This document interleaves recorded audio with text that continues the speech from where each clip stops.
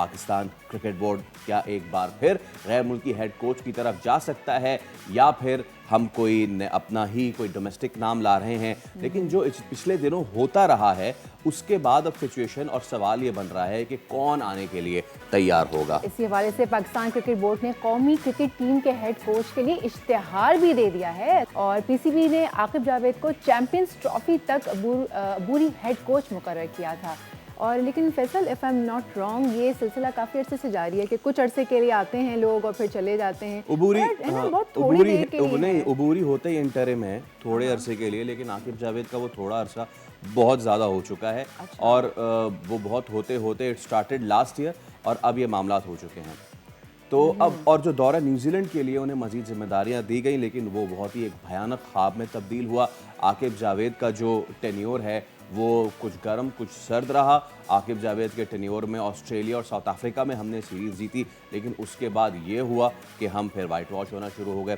तो Imran Suhail cricket expert हमारे साथ मौजूद है, उनको वेलकम करते हैं। अस्सलाम वालेकुम, गुड मॉर्निंग इमरान भाई, उम्मीद है खैरियत से होंगे। अच्छा इमरान भाई, please correct me if I am wrong कि पिछले एक साल में ये हम नवा कोच ढूंढ रहे हैं कि 10वां कोच ढूंढ रहे हैं?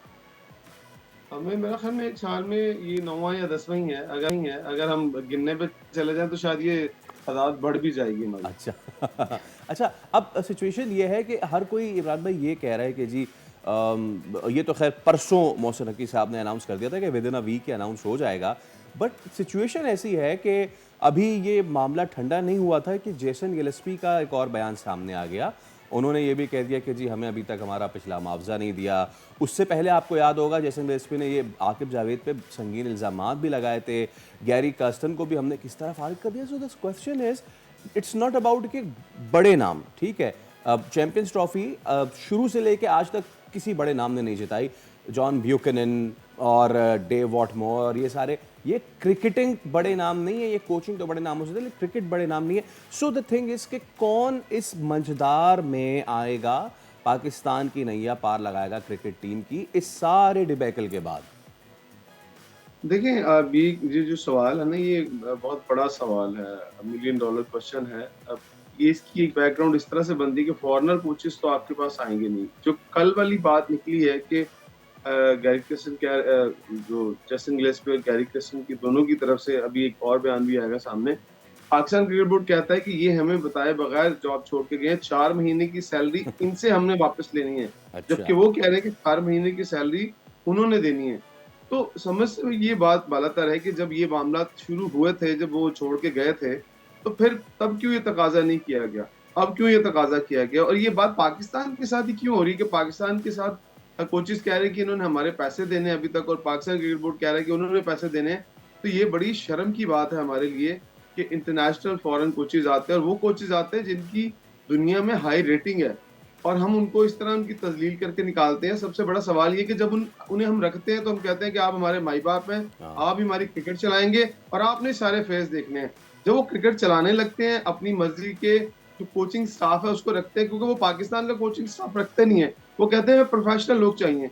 तो जब यहाँ के लोगों की नौकरियां जारी होती हैं तो फिर वो मिलकर एक सियासत करते हैं तो और उनके खिलाफ इसका मतलब है कि इमरान साहब, इसका मतलब ये हुआ कि उन्हें लगता है कि पाकिस्तान में जो कोचेस हैं वो प्रोफेशनल नहीं है जो वो बाहर से लेकर आ रहे हैं।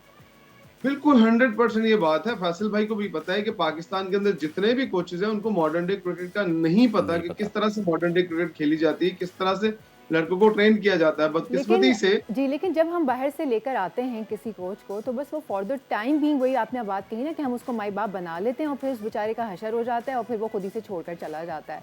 तो फिर जो हम यहाँ पे जो हमारे पास लोग हैं वो प्रोफेशनल नहीं है। जो प्रोफेशनल्स हम बाहर से लेके आते हैं हम उनको उनकी वर्थ के हिसाब से उनको वैल्यू नहीं करते। तो आखिर हम चाहते क्या हैं? हम ये चाहते हैं कि हमारे कुछ लोग ये चाहते हैं कि उनकी नौकरियां लगी रहें। उनके लिए पाकिस्तान की क्रिकेट कोई वैल्यू नहीं रखती, उनके लिए अपनी शख्सियत वैल्यू रखती है कि क्या वो पाकिस्तान क्रिकेट टीम के चीफ सेलेक्टर हैं, क्या वो हेड कोच हैं, क्या उनके ज़ेरे साया ये काम हो रहा है। ये थिंकिंग है। ये थिंकिंग जिस दिन आ गई कि पाकिस्तान की क्रिकेट को ऊपर लेके जाना है, तो बहुत सारे लोग तो इस जॉब के लिए फिट ही नहीं है। अब टीवी प्रोग्राम में वो बातें करना मुनासिब नहीं है। अगर हम लोगों की बात बताएं कि वो वाकई फिट है या नहीं फिट है, उनकी मेंटली अप्रोच फिट है या नहीं फिट, ये बहुत सारी चीजें ऐसे सामने आएंगी। हाँ, जो लोग इस सीट के लिए एलिजिबल है, उन लोगों के पास डिग्री नहीं है। मैं 3-4 नाम ले लेता हूँ आपके सामने। शोएब अख्तर को ले लें, उसके बाद वसीम अकरम को ले लें, मोहम्मद यूनुस खान को ले लें, वो कोचिंग कर रहे हैं। लेकिन पाकिस्तान क्रिकेट बोर्ड कहता है कि जी ये हमारे उस क्राइटेरिया पर पूरे नहीं उतरते। लेकिन क्राइटेरिया की बात नहीं है, वो जितना दबंग बोलते हैं, जितने दबंग वो फैसले लेना चाहते हैं, जब वो आएंगे वो दबंग फैसले लेंगे, तो पाकिस्तान क्रिकेट बोर्ड के साथ जो कई सालों से जुड़े हुए लोग हैं, जिनकी नौकरियां जुड़ी हुई हैं और जो बताते हैं कि सर ये कर लें, फिर वो चीजें नहीं होंगी। फिर क्रेडिट सारा जाएगा उन्हीं प्लेयर्स को, उन्हीं कोचेस को जिन्होंने मेहनत करनी है। फिर क्रेडिट पाकिस्तान क्रिकेट बोर्ड के अंदर लोगों को नहीं जाएगा। अब देखें, मोहसिन नकवी साहब 1-2 महीने के बाद सॉरी टीवी के सामने आकर बोले हैं, मुसलसल शिकस्त हो रही थी, हमने क्वालिफाई किया। ये क्वालिफाई करना तो फख्र की बात नहीं है, ये शर्म की बात है कि आपको क्वालिफाई करके जाना पड़ रहा है इवेंट के अंदर और आप फख्र में खुशियां मना रहे हैं और अच्छा, मुबारकबादें दे रहे हैं। इसमें अब एक चीज़ ये है कि आपने जो नाम लिए, हो सकता है कि आपने या तो हमें ब्रेकिंग दे दी हो सकता है ये 3 नाम भी हो, लेकिन उसमें वसीम भाई को तो आपको पता है कि हाई लेवल कोचिंग क्यों नहीं मिल सकती। यूनुस भाई का आपको पता है कि he is the most suited person, लेकिन यूनुस भाई के अपने इश्यूज़ हैं बहुत सारे। और अगर शोएब अख्तर की बात, तो सिर्फ देखिए फेंटे से तो टीम नहीं चल सकती ना।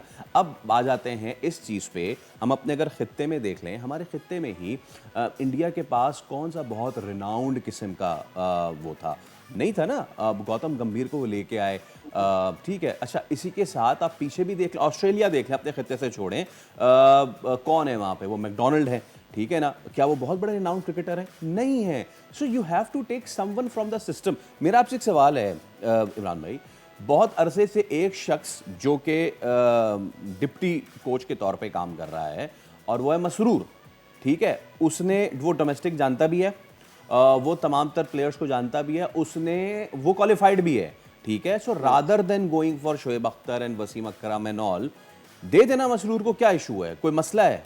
कोई परेशानी है?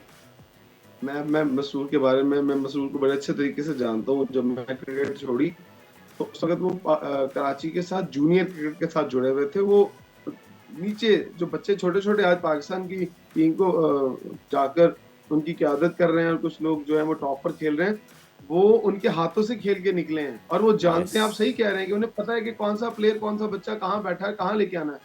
पर फैसल भाई, मुझे बताएं, इतने बड़े लोग उनके बैठे हुए, क्या मसरूर को कोई आगे आने देगा?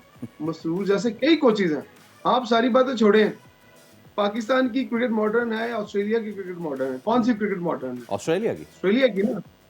पाकिस्तान का अलमिया चेक करें, जो बंदा पाकिस्तान से कोच करेगा, कोचिंग कोर्स करेगा, वही एलिजिबल होगा। जो ऑस्ट्रेलिया और इंग्लैंड से लेवल 4 भी करके आ जाएगा ना, उसको कहते हैं ये पाकिस्तान के लिए एलिजिबल नहीं है। इसको दोबारा से पाकिस्तान से कोचिंग कोर्स करेगा तो फिर हमारा प्लेयर आके कोचिंग करेगा। तो ये अलमिया है। रह गई बात कि कोच किसको होना चाहिए, किस तरह का होना चाहिए। कोच आपके मुल्क में बन सकते हैं, लेकिन आपको पहले ये हौसला करना चाहिए कि क्या आप जूनियर कोचेस को, जो मॉडर्न डे क्रिकेट को अच्छी तरह समझते हैं, उनको ऊपर आता हुआ देख सकते हैं। यहाँ तो एक टेस्ट क्रिकेटर दूसरे टेस्ट क्रिकेटर को अगर वो बाजी लेके जा रहा होता है, अच्छा परफॉर्म कर रहा होता है, उसकी सिलेक्शन में टीम अच्छी जीत रही होती है, उसकी कोचिंग में टीम अच्छी जीत रही होती है, तो फौरन जो उससे पिछला कोच होता है वो परेशान हो जाता है, उसको फौरन परेशानी लग जाती है, यार ये नाम ले गया, मैं तो गायब हो जाऊंगा, मेरा तो इस चीज से नाम खत्म हो जाएगा। यहाँ तक बात पहुंच चुकी है। जब अपनी जातियात और अपनी खुदनुमाई से बात बाहर नहीं निकलेगी तो पाकिस्तान क्रिकेट कभी आगे नहीं जाएगी। मैं एक और कमेंट कर दूं, मुझे बताएं, वहाब रियाज साहब 50 लाख या 60 लाख रुपए पाकिस्तान क्रिकेट बोर्ड में बैठ के ले रहे हैं, 2-2 सैलरी ले रहे हैं, किस बात की सैलरी ले रहे हैं? कौन सा तीर मार दिया उन्होंने? अब मैं हमेशा आपको कहता हूं, इमरान भाई, ये तो मामला बिल्कुल ऐसे ही अब हो चुके हैं। सिचुएशन अब ये आ चुकी है कि हमारे पास कोई बड़ा कोच आने के लिए तैयार नहीं। बाय बड़ा कोच आई डोंट मीन कोई बड़ा नाम, बट बड़ा इन द काम। सब्सक्राइब करें और बेल दबाएं ताकि कोई खबर रह न जाए।